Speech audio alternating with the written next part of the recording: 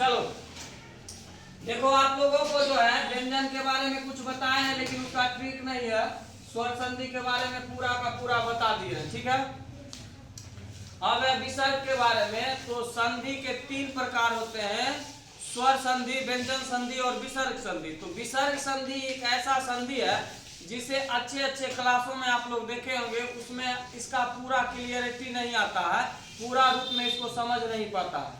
तो उसके लिए हम 2-4 रूल लिखेंगे, 2-4 रूल के माध्यम से आपको समझाएंगे कि किस प्रकार से व्यंजन को हम आराम से उसका संधि विच्छेद कर सकते हैं, या संधि दिया रहेगा तो हम आराम से पहचान सकते हैं कि वह कौन संधि है, विसर्ग है या नहीं।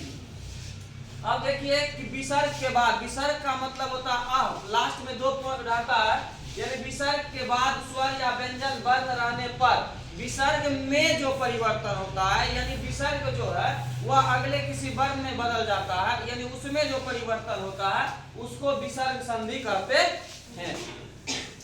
अब पहला रूल है मेरा, आप लोग को लिखा रहे हैं कि यदि विसर्ग के बाद, यदि विसर्ग के बाद चौ या छ रहे तो उसका जो है ये आप तालव्य स्व हो जाता है। क्या हो जाता है? या तो या थो रहेगा तो मूर्धन्य स्व, ठीक है, क्या होगा? या तो या थो होगा तो दंत स्व। हलंत रहने का मतलब होता है आधा। क्या होता है? आधा। अब हम चलते हैं एग्जाम्पल पर। जैसे देखिए यहाँ ये नी, यानी ये क्या है? विसर्ग है। क्या है? चौ या छो के में कुछ है, यानी चौ है, तो चौ का हम बोले थे तालव्य स्व। क्या होगा? कोई दिक्कत? इसी प्रकार चलेंगे। यहाँ देखिए विसर्ग के बाद चौ है, तो किसका आगमन हुआ है? तालव्य स्व का। किसका आगमन हुआ है? तालव्य स्व का। इसी तरह यहाँ देखिए विसर्ग के बाद छो है, तालव्य स्व आया है। अब हम आगे चलते हैं। विसर्ग के बाद देखिए तो है। क्या है? तो का कौन सा? दंत स्व। दंत स्व हलंत देखिए आया है।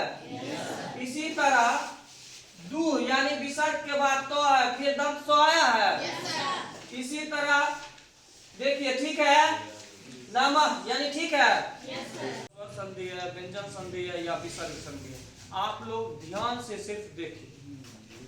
रूल नंबर 2 में चलते हैं। विसर्ग के बाद यदि क ख या प फ रहे तो विसर्ग में कोई परिवर्तन नहीं होता। विसर्ग में कोई परिवर्तन नहीं होता है मतलब कि विसर्ग जो रहता है जैसा वैसा ही हम उसको लिख देते हैं। जैसे राजा जोर कनक, यानी कन, राजा जोर कन। अब है कि विसर्ग है तो हम इसी प्रकार उसको लिख देते हैं, विसर्ग में कोई परिवर्तन नहीं हुआ है। अंत जोर करण, अंतःकरण। अब यहाँ विसर्ग है, ऐसे ही हम लिख दिए हैं, इसमें कोई परिवर्तन नहीं हुआ है। पया पान, पया पान, अब इसको भी ऐसे ही लिख दिए, इसमें कोई परिवर्तन नहीं हुआ है। अब हमको देखना है कि क ख, देखिए क ख आ रहा है, क आया, कोई परिवर्तन नहीं। प आ रहा है, प आया, कोई परिवर्तन नहीं। यहाँ विसर्ग के बाद ख आया, कोई परिवर्तन नहीं हो। इस प्रकार हम क्या देखते हैं कि प या फ या क या ख दोनों में से कोई भी विसर्ग के बाद आए तो विसर्ग संधि में, यानी विसर्ग में कोई परिवर्तन नहीं होता। ठीक है, चलो देखो विसर्ग का अगला रूल जो है, तीसरा रूल, कि यदि विसर्ग के पहले अ, समझते हैं, तथा उसके बाद कोई घोष वर्ण व्यंजन हो तो अ और विसर्ग मिलकर ओ हो जाता है। आप जानिए कि घोष वर्ण होता है कि वर्ग के तीसरा, चौथा और पांचवा। वर्ग के तीसरा समझते हैं, क ख में समझते हैं, क ख ग तीसरा, चौथा ग और लास्ट जिसको आप लोग क्या बोलते हैं? अंग। यानी समझ रहे हैं कि तीसरा, चौथा और योर अगर रहता है वह जो क्या होता है? घोष होता है। कि अब हम चलते हैं कि विसर्ग के पहले अ है कि नहीं, यहाँ क्या है? ध। क्या है? अब ध है, देखिए बउआ यहाँ ध है। ध को जब हम तोड़ते हैं तो ध हलंत प्लस अ होता है, ठीक है। तो ये अ है, अ के, ठीक है, क्या है? अ है, अ के बाद कोई तीसरा वर्ण, यानी घोष तीसरा, चौथा, पांचवा। देखिए यहाँ गो जो है तीसरा है, ये ओ में बदल जाएगा। किस में बदलेगा? ओ में। तब क्या हो जाएगा? अधोगति। क्या होगा? किसी को भी दिक्कत?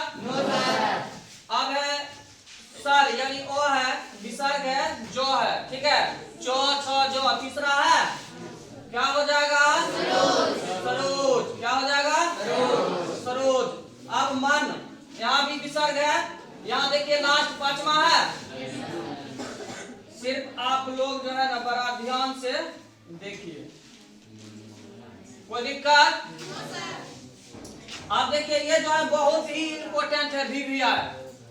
जब संधि की बात आती है तो किसी भी 10वां का एग्जाम ले लीजिए, इंटर का एग्जाम लीजिए, या कंपटीशन में जिसमें ग्रामर, हिंदी ग्रामर पूछा जाता है, तो अगर संधि से क्वेश्चन रहता है तो 90% चांस रहता है कि ये क्वेश्चन रहेगा विसर्ग से। ठीक है, ये बहुत ही इंपॉर्टेंट है।